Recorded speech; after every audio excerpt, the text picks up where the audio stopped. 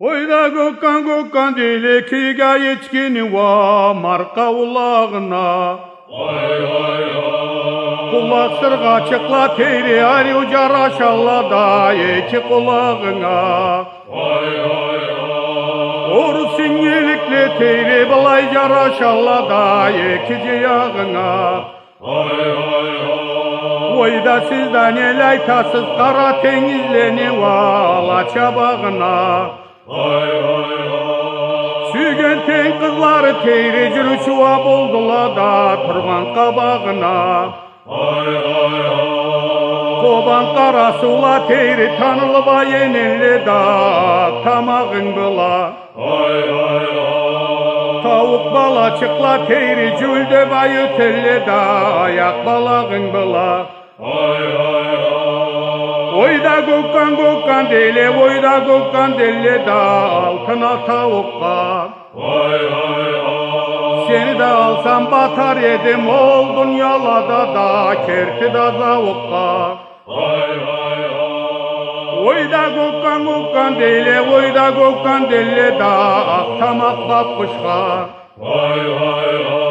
Seni de alsam barır edim kırım şavkallada va tüzüley boluşka.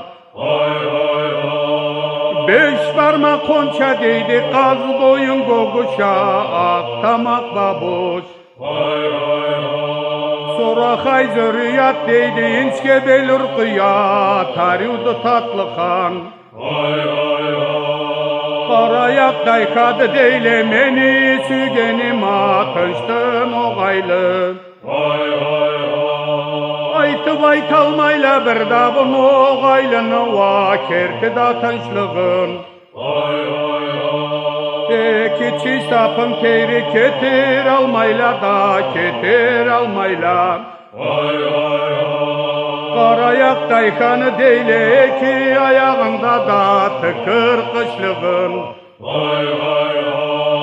Yaylıklara yürlep çıktım anda bu öldürdüm da ağaçtadak bula. İyiğin jetkin çibetsiz ammanı başın nek yargan en boza kalak bula. Hayda mena künüma deyte amma manga nek çapkan edeceğim tarak bula. İçki başlar va teyri su taşıdıla da yüzlü gılı bula.